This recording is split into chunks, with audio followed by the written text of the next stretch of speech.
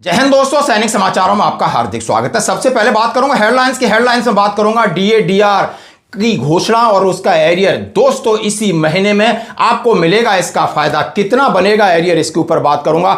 और मैं बात करूंगा मौत का खेल, एक हवलदार के पीछे मौत इस तरह पड़ी कि यानी मौत के मुंह से निकला और फिर मौत ने दबोचा। और मैं बात करूंगा सेना को मिलेगा नया चीफ ऑफ आर्मी स्टाफ, बड़े रैंकों में बड़ा बदलाव की घोषणा और 345 नए अधिकारी नई चुनौती का करेंगे सामना। उसके साथ सेना की सुप्रीम सर्वोच्च कमांडर राष्ट्रपति महोदया का अपमान और यह है नेतागिरी की चाल, ये आपको देखना होगा। और भूतपूर्व सैनिक, ग्वालियर के अंदर भूतपूर्व सैनिकों ने संत के साथ मिलकर समाज को नई दशा और दिशा देने की खाई कसम। अद्भुत है यह मिलन। आइए दोस्तों खबरें करते विस्तार से। सबसे पहले मैं डीए की बात करूंगा। संसद का बजट सत्र 2 अप्रैल तक चलेगा।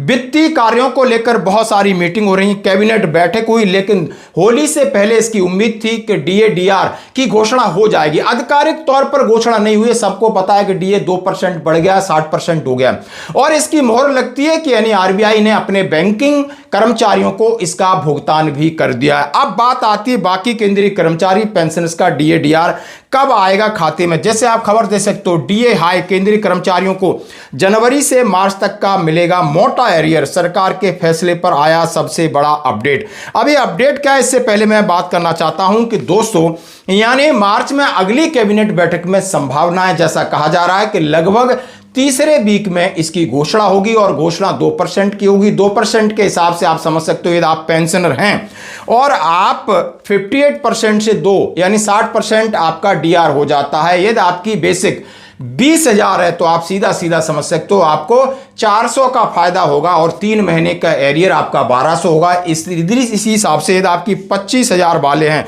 तो आपको 500 का हर मंथ फायदा होगा, 1500 का आपको एरियर मिलेगा। और यदि आप 30,000 हैं तो 600 का फायदा होगा और सीधा सीधा 1800 का एरियर।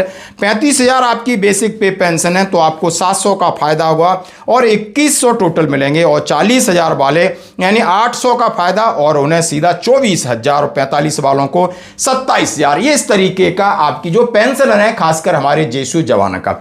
अब इसकी घोषणा की बात उन्होंने कह दिया है कि मार्च के तीसरे वीक में होगी। जैसे पंजाब केसरी वाले कह रहे हैं कि डीए का महंगाई भत्ता की घोषणा अगली कैबिनेट बैठक में संभव है, क्योंकि अभी 2 अप्रैल तक इनका बजट सत्र चल रहा है। तो दोस्तों ये आपके और ये भुगतान किस तरह होगा, भुगतान आपकी पे और पेंशन यानी मार्च की सैलरी में होगा, क्योंकि अभी कोई फेस्टिवल नहीं है। सरकार कभी एरियर देती तो आगे कोई फेस्टिवल होता है, लेकिन इस बार फेस्टिवल होली का निकल गया है तो सरकार भी रिलैक्स है और हम भी सोचते हैं बहुत कम बढ़ोतरी जब भी आएगी हम उसका स्वागत करेंगे। दोस्तों तो ये थी डीएडीआर बढ़ोतरी पर खबर। अब मैं बात करूंगा मौत का खेल। हाँ जी दोस्तों, आप ये वीडियो देख सकते हो।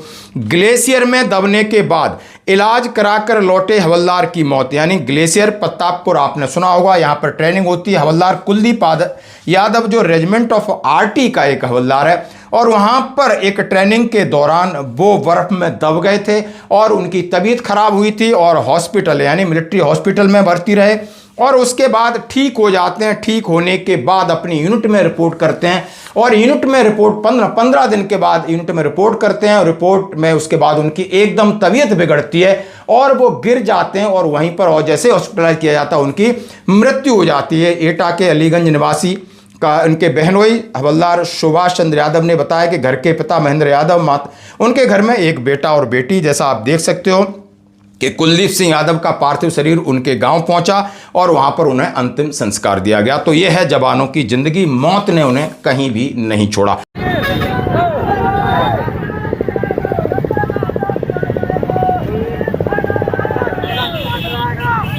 भैया नाम रहेगा, भैया नाम रहेगा।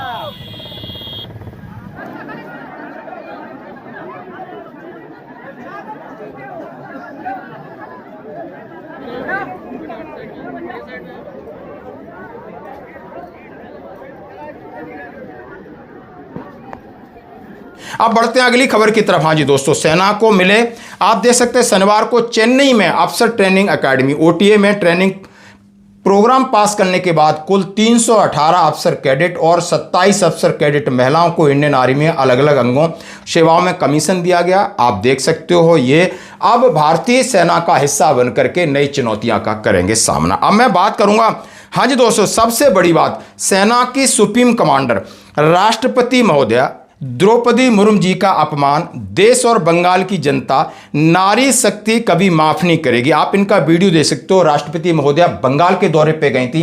शायद उनके मन में था कोई ना आए और प्रेसिडेंट ऐसे ही घूम के चले जाए। आज उनका मन में ऐसा है तो फिर वो भी धन्यवाद है, क्योंकि जनरली देखा जाए तो प्रेसिडेंट आते हैं तो चीफ मिनिस्टर भी आना चाहिए, मंत्री भी आना चाहिए, लेकिन चीफ मिनिस्टर मैडम भी आए नहीं और गवर्नर का तो तबादला हो गया है तो वो नहीं आ पाए। लेकिन क्योंकि डेट पहले से फिक्स था इसीलिए मैं आ गई। वहां पर इनको किसी ने रिसीव नहीं किया, किसी ने सम्मान नहीं दिया, तो ये हैं राजनेता। और ये आरोप लगाया जा रहा है वहां की चीफ मिनिस्टर ममता दीदी के ऊपर, और ममता दीदी ने पलटवार कर दिया है। बोला जब आप नहीं सम्मान कर रहे तो हम क्यों सम्मान करें, क्योंकि उन्होंने एक तस्वीर जारी की है जहां पर लाल कृष्ण आडवाणी जी को भारत रत्न दिया जा रहा है, वहां पर राष्ट्रपति महोदय खड़ी हैं, प्रधानमंत्री बैठे। तो कुल मिला के मैं कभी नहीं कहता कि ये राजनेता अच्छा है खराब है, राजनेताओं का दिमाग कुछ अलग चलता है। ये सबसे ज्यादा ईगो वाले और पावरफुल होते हैं और किसी भी संवैधानिक पद या सेना किसी की इज्जत नहीं करना चाहते हैं। और ये सेना की सर्वोच्च कमांडर हैं, हमारी सर्वोच्च पद पर महिलाएं इस देश में, और कल महिला दिवस था। तो देखा दोस्तों, आपने इनकी नेतागिरी में ही कहूंगा, मैं किसी को दोष दूं या न दूं उससे कोई फर्क नहीं पड़ता, समझने वाले समझ रहे हैं कि आखिर ये लोग किस तरह इग्नोर करते हैं। अब आइए बात करते हैं हम कल के प्रोग्राम की बात। हाँ जी दोस्तों, और साथ ही कहेंगे कि भारतीय सेना में अगले महीने शीर्ष नेतृत्व में बदलाव।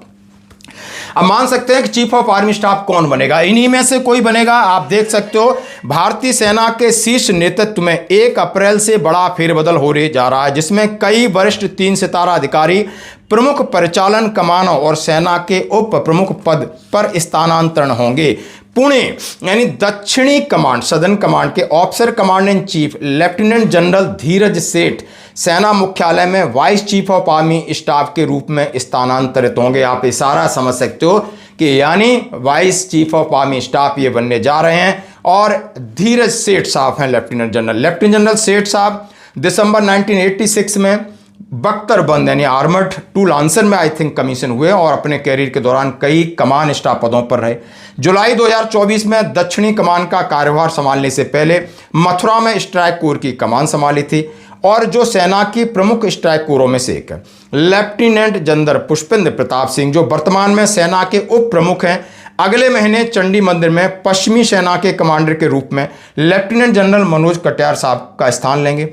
पश्चिमी कमान सेना की सबसे महत्वपूर्ण परिचालन इकाइयों में से एक है जो पाकिस्तान मोर्चे की निगरानी करती है। विशिष्ट पैरासूट रेजिमेंट के अधिकारी लेफ्टिनेंट जनरल पीपी सिंह ने सेना कमान का नेतृत्व करने वाले गिने चुने विशेष बल अधिकारियों में से एक है। एक और महत्वपूर्ण बदलाव लेफ्टिनेंट जनरल बीएमबी कृष्णन जो वर्तमान में सेना मुख्यालय में क्वार्टर मास्टर जनरल के पद पर कार्यरत हैं, 1 अप्रैल से पूर्वी सेना कमांडर का पदभार संभालेंगे।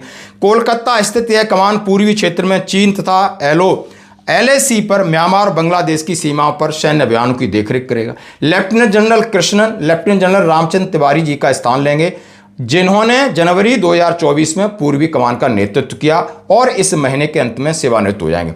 डोगरा रेजिमेंट के अधिकारी जनरल कृष्ण ने इससे पहले रणनीतिक रूप से 17वीं कोर भी संभाली थी।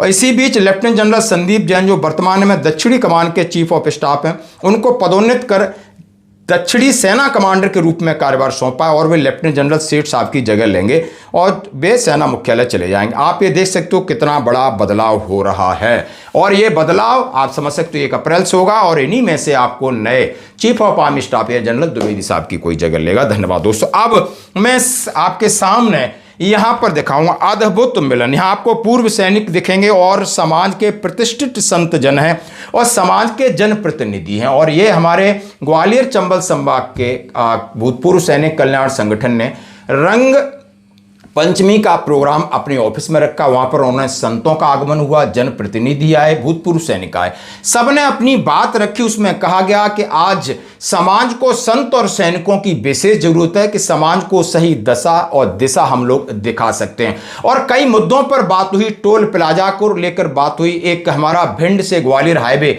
का चौड़ीकरण की बात हुई। वहां पर लगातार एक्सीडेंट होते हैं, लोगों की जानें जाती हैं। संत आकर सरकार के सामने खड़े हो गए हैं कि नहीं, हम ये नहीं देख सकते, और सैनिकों का उन्होंने साथ की आह्वान किया और सैनिक इसके लिए तैयार हैं। सैनिक चाहते हैं कि समाज में हर वर्ग को न्याय मिले और समाज के अंदर जो तानाशाही है, गुंडागर्दी है, और इसका विरोध किया। साथ ही अपने मुद्दों पर विचार रखे गए। आप देख सकते हो वहां पर इनके अध्यक्ष रामोतार सिंह परमार और इनकी टीम श्री कृष्ण जादौन और मोनू भदौरिया, धर्मराज सिंह तोमर और सभी लोगों ने अपने विचार व्यक्त किए। और हमारे क्षेत्र के विधायक श्री सतीश सिकरवार जी ने कहा कि सैनिक अनुशासन में रहते हैं, सैनिक जो ठान लेगा वो कर सकते हैं। श्री बलबीर सिंह तोमर पार्षद जी, और हमने भी वहां संत और सैनिकों के सामने अपने विचार व्यक्त किए। तो दोस्तों, आज की खबरों में इतना ही। बने रही हमारे साथ।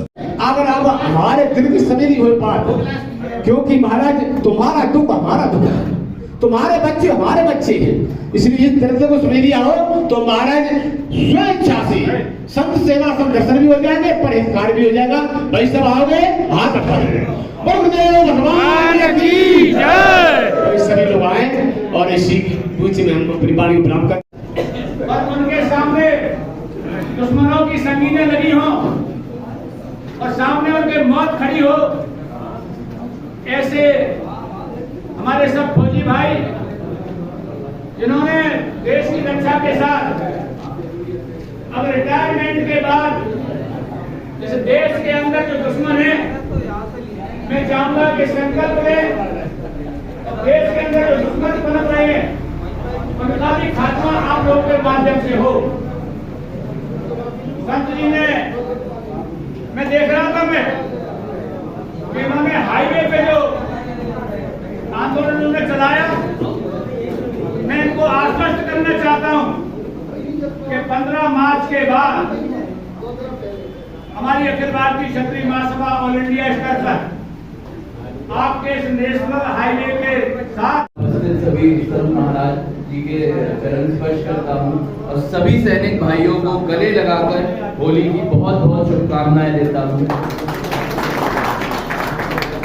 आप लोगों को कभी भी किसी भी वक्त किसी भी परिस्थिति में मेरी जरूरत पड़े, मेरे पिताजी की जरूरत पड़े, आप लोगों के जनसेवक की जरूरत पड़े, आप बिना कोई भी बात सोचे हमारे पास आ सकते हैं। दीपक भाई तो बहुत अच्छे से बताया ये बात।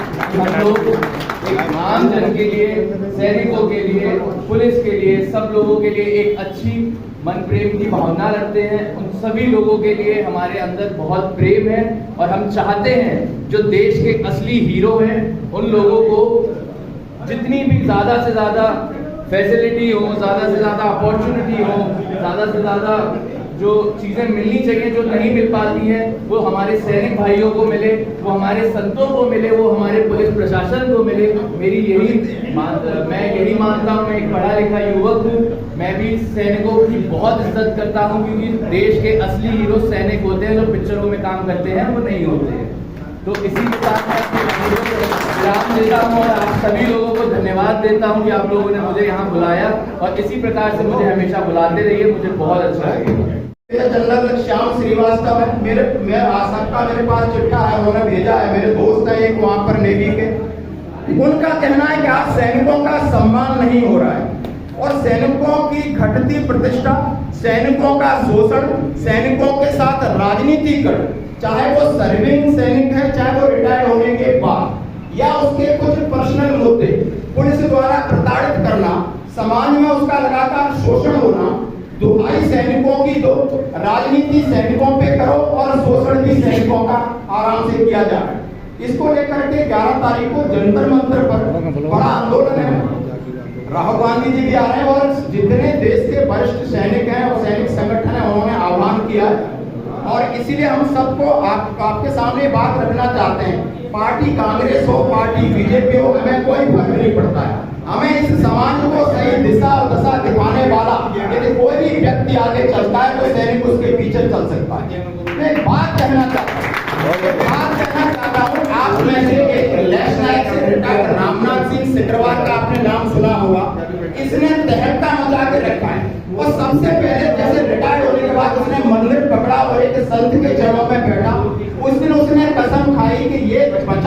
जीवन इस समान के लिए, यानी आगरा फतेहपुर वाली सीट से सांसद के लिए चुनाव लड़ा। मुरैना में आपने देखा होगा, परसों एक समारोह था, वहां पे शायद हमारे नरेंद्र सिंह तोमर जी भी थे, सतीश सिकरवार जी भी थे, नीतू सिकरवार जी थे।